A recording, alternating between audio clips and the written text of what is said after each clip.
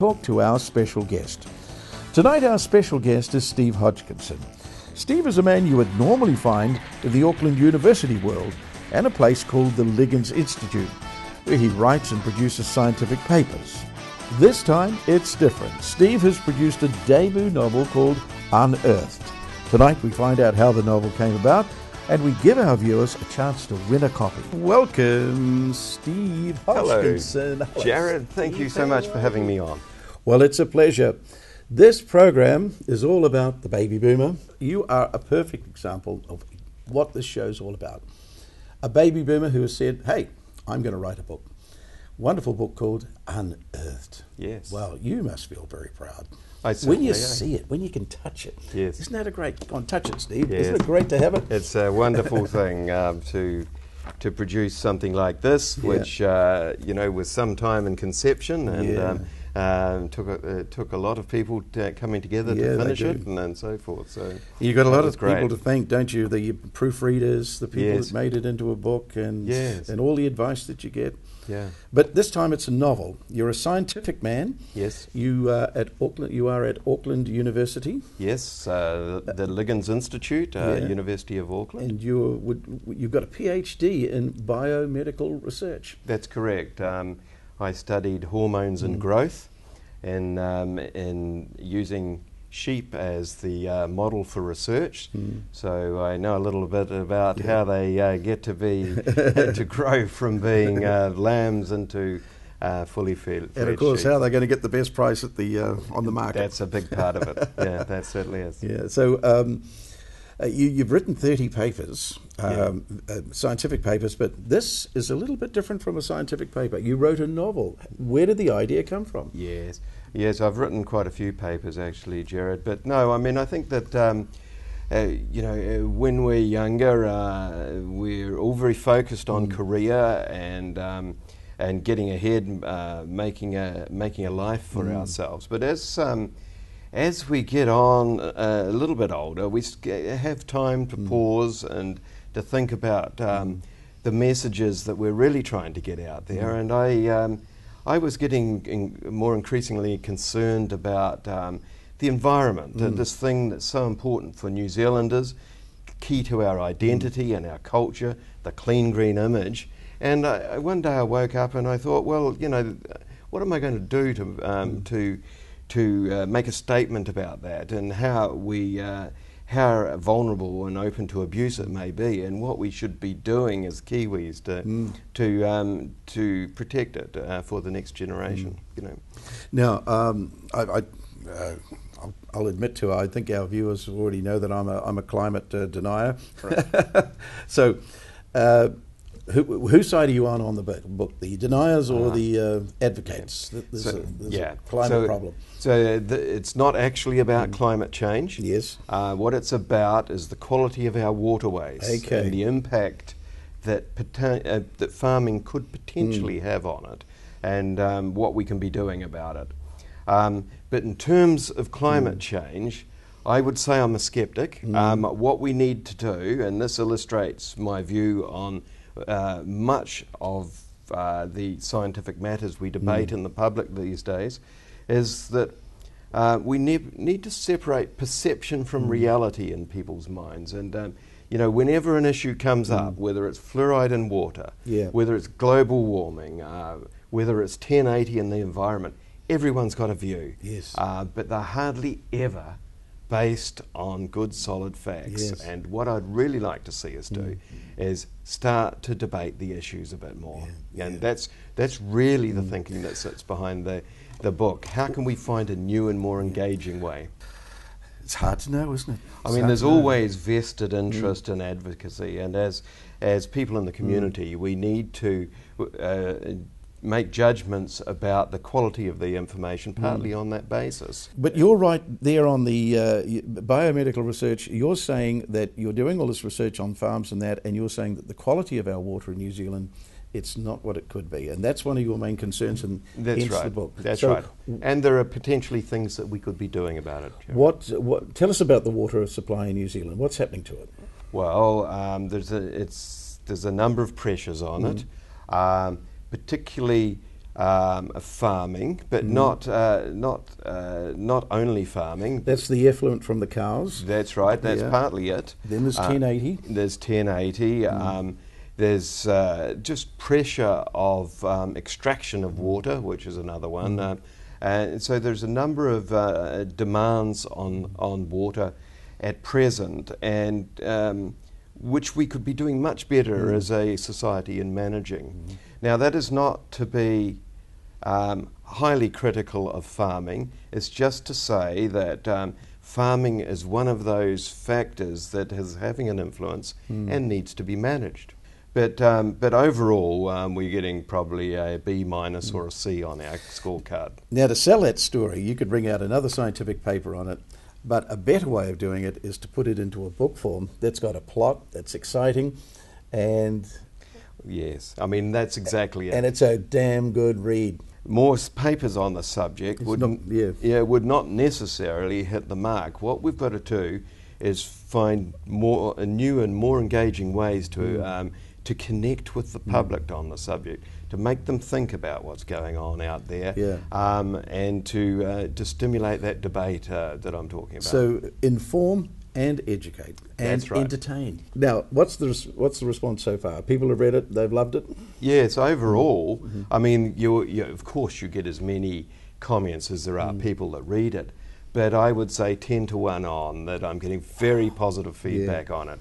And Jared, it hits the shops this week, and we're looking for some further encouragement through sales. Oh, that's going to be great. Yeah. Available in all good bookstores as well as the bad ones. Yeah, many excellent ones, all good ones, and some not so good. Yes. Now, you're walking past a bookstore and you see your book on display. That's got to be the greatest feeling, isn't it? Yes. Yeah, wonderful. Yeah, no, that will be great. That will be great. And one thing that people are saying to me is that cover is a real draw card. Yep. It's, I believe you come from Huntley, don't you? Yes, I do. From your youth. Well, that imagery there draws on Huntley. Yes, it is not Huntley, because of course it had to be bolder than that. Yeah. But it I can see draws Huntley on there. that, and it's meant to, because the book is set in the Waikato. Yeah. It's the Huntley Bridge, and it looks like the power station in Huntley. Yes.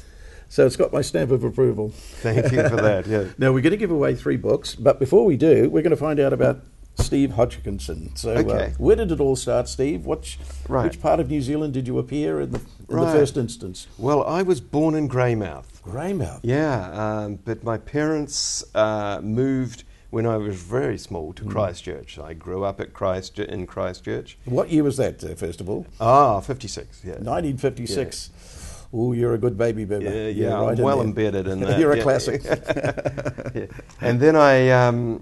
And then I grew up in Christchurch. I did the things that Cantabs normally do. I played rugby and I played cricket. And I developed an interest in all those technical things that boys do. I worked on motorbikes and so forth.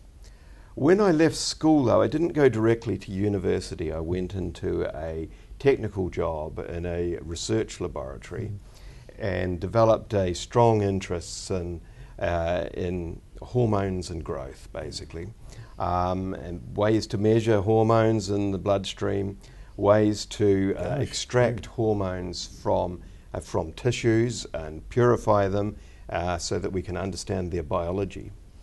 And then I went to the UK for 8 years. I came back to New Zealand in the mid-80s, and my wife and I moved to Hamilton at that stage, and I worked at the Ruakura Research Centre there. So you're a Hamilton man? Yeah, really, my adult life has been spent in Hamilton. And I grew up through the research system at Ruakura. Started out as a scientist and ended up as National Science Leader for Growth and Development in Ag Research. And subsequently I moved. I had a biotech company for a small time. I moved on and went more into consultancy, working with a well-established well-known New Zealand scientist, Peter Gluckman, based at the Liggins. Gosh. And Peter and I have done a lot of work together. And subsequently, I moved on to staff at the Liggins, and I've been there. That's most of my time recently. If you peeled it right back, my main interest is around understanding the interface between animals and humans, or the environment and humans, and the relationship and health, basically. Now, of course, what you've just told me is pretty heavy going in the sense of that's work, but you've got writing books as play, as hobbies, and you love trout fishing, and you're mad about motorcycles. So yes. that gives you the relief away from the heavy work of being a scientist. We have to have a life. Yes. As we move beyond 50, we have to start thinking about the quality of life and making the most of the time that we've got. Three things that I really love: motorbikes. I have a sports motorbike and a classic motorbike, as I said, an original model Honda 750.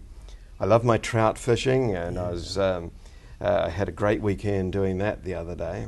But you can't always be outside, and you've got to make a living. Yeah, and I like my writing too. Yeah. And I live with my wife, and we have a lifestyle block on the banks of the Waikato River, yes, on the road, on River Road, on the way out to Narrawafia there. So that's an excellent place to live, and I can look out at the Waikato. On your as I word work. processor, looking out at the Waikato River flowing by. That's what I like to do. Now, I've swum in the Waikato River many times as a young man, so how clean is the Waikato River? Well, that could be my problem, you see. It's probably not what it was, and it's not what it could be. Yeah. There's certainly room for improvement. Yeah, I'll give you, since we're talking about the impact of agriculture, an example of the sorts of things and the debate that we need to be having as Kiwis. The sorts of things that we could be doing are, it's central to so many people's thinking that our livestock graze on paddocks. Yes. That's the way they do, on our clean green paddocks and so on. But with the increased pressure of number of animals, that's not necessarily the smartest thing that we could be doing. And so to protect these waterways, we could be thinking about keeping the increased number of animals indoors, not all the time, but some of the time, exactly. So that we could better manage that effluent. And well, if you talk to an Aucklander about that, they would say that's unacceptable because animals, they want to roam free. It's cruel. It's cruel. They will want to roam free. But in fact, the question is what the bigger issue is here. And if we want to go on growing as a nation, we need to start managing the issues more carefully, keeping them on litter in ways that can better capture the effluent would be a very smart thing for the country. Now, Steve, we mentioned before that we're going to give the 3 books away, and there'll be a lot of our viewers thinking, I'd love to read this book. So what we need is a question to qualify them. They're going to enter the competition. So, and I think the easiest thing is, what is the name of the book? That's a Very really good question. It's called Unearthed, and that's all you have to put in the subject line. So if you could email Jared at thebeatgoeson.co.nz, put Unearthed in the subject line, and 3 of our lucky viewers will be able to win a book. So I'd like to thank your publisher very much for giving these 3 books away. Thank you. You tell Lorraine we really appreciate it. I will. I'll pass that message on. And I want to thank you for inviting me on. And if I've done anything at all to help readers think about the issues of the environment and stimulate some debate there for the better, that would be a big success for me. Oh, that's wonderful. Well, the next question, of course, is book number 2. Is it in the word processor already? Just about ready to? Oh, really? Yeah. I mean, I think that we face a number of pretty big issues as a society, don't we? Clearly the environment is one, but there are others, and I've got a couple more concepts sitting there. Oh, great! And what I'm looking for is sufficient encouragement from this to move into the next phase. Well, I'm going to proudly say, Steve Hodgkinson, author. author. Thank you for that. Thanks for coming on the It's been Big Neck. excellent being here.